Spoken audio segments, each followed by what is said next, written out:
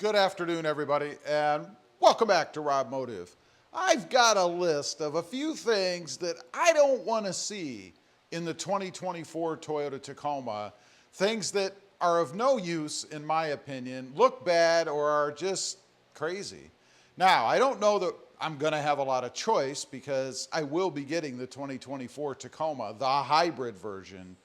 And I think these things are probably going to be standard no matter what. But given the chance or the opportunity or the ability to remove them, I certainly will. So let's run through it. There are 9 things. Number 1, the dreaded auto stop system.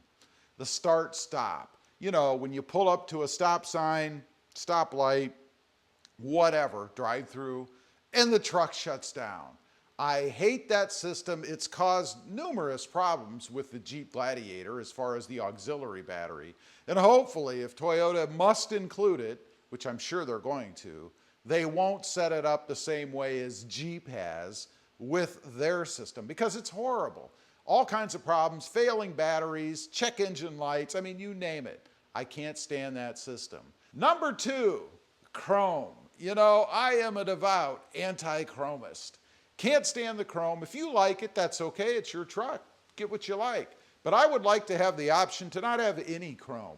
Badges, trim, anything else on the truck. Now, the badges aren't so bad. Those are things that you can remove, and I've done it, you know, debadging. I've done it on every vehicle I have. I just got done doing it on my new Prius back here. It had some chrome and names and stuff on it. That's another thing. Why all the badging? That car had so much badging on it. I mean, there must have been, I don't know, 7 different badges I had to remove. It's just crazy.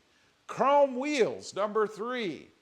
Don't like chrome. Don't want chrome wheels. It'd be nice to be able to substitute out. You know, even if the truck's on the lot. I've often wondered, why can't I buy a truck on the lot and swap out the wheels? If they've got one sitting right beside it, why can't I just have them switch them? And if there's a cost difference, let's do an adjustment. Either way, for the person that's buying the truck that now the chrome wheels are on, if they're more or less, same thing for me. Can't stand chrome wheels. They never look good unless you take really good care of them. And I'm talking about the real chrome, not the alloy stuff, which I'm not a big fan of either. It's kind of a silver look too. Personal preference, I realize. Number 4, side steps. Side steps are handy if you need them. Someone who's my height doesn't need them. Someone who's my wife's height doesn't really need them either.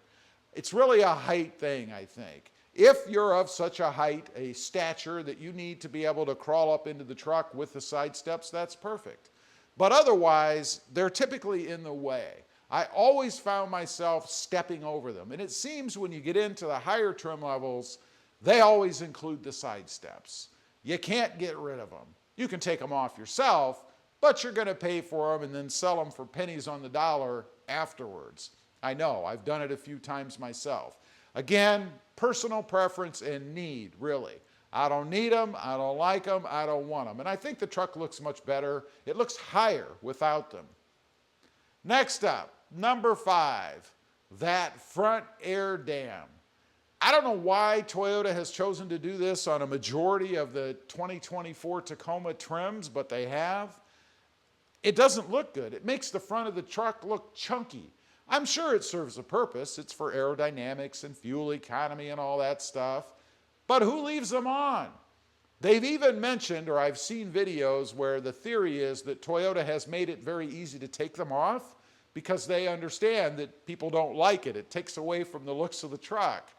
Let's just leave it off altogether. Why not make it as an option? If you like the air dam, you can option it in and pay for it. They'll never do that, but fortunately it seems that they're easily removed.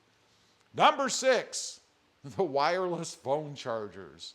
You know, that seems to be the craze, at least maybe the last year, 2 or 3. Got to have a wireless phone charger in your vehicle. I never use it. I don't use it because I put my phone in a case that has a metal plate on the back of it. That means I can't use the charger unless I take the phone out of the case. And I think these days a lot of people have cases on their phones that don't work with these chargers. And be honest, do you use it? It heats up the phone. It's slow. I mean, I think it's good if you're in a bad spot. For some reason, you need to have your phone. It's run out of juice. But you can plug it in, right? Doesn't really matter to me if I have a cord laying around somewhere. I'll just plug it in and charge my phone. Let's use that space for something more useful, like storage, which we're going to get to. Number 8 is a lack of storage. You know, we're going to have this hybrid version, which is what I'm going for. I'm guessing the battery is going to be underneath the rear seat like it is in the Prius. That means we're going to lose that storage bin area. Hopefully they'll put it behind the seat. That would be nice, but I doubt that's going to happen. I hope they don't shortchange us on storage. There's not a ton of storage in the Tacoma to begin with. So it's going to be interesting to see what they actually do have. Hopefully we're not going to just lose it and get nothing else to replace it. Number 9 or 7, I don't even know what number I'm on. Wired Apple and Android CarPlay. Hopefully this new system, and I'm sure it will be wireless. It is in my new Prius back here. Gotta think they're going to do it in the Tacoma. There's no reason to have a wired system anymore. We can do it via Bluetooth, get rid of the cords, you know, the cords I just mentioned for charging. Then we'll only have one for charging. Maybe make it some souped up high-speed cord so we don't need the charger. That would be nice. Next up and last, number 9. This drives me nuts. I can't believe they've done it. The tiny rear sliding window. It looks like a little portal back there. It literally looks like it's about this big. Probably, I don't know, maybe a third less the size of what we currently have in the Tacoma. Why are they doing this? That reminds me a heck of a lot of the Ford Ranger. It's one of the things, a crazy thing, that I don't like about the Ford Ranger. That tiny looking porthole window. I would like to have the fully down window, where the whole window, like the Tundra, goes up and down. There's no way we're going to get that in the Tacoma because, frankly, I'm sure it takes up too much space. They'd have to widen that back area or something, and space is a premium anyway on a mid-sized truck.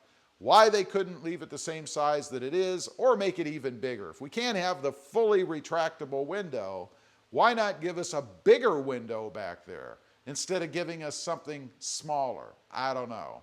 Anyway, those are just a few things that I'm not looking forward to, that I don't want in the new Toyota Tacoma. Leave a comment. Did any of these things drive you nuts, bother you like it does me? I'd be curious to know. Thanks for watching. Stay safe out there. Bye.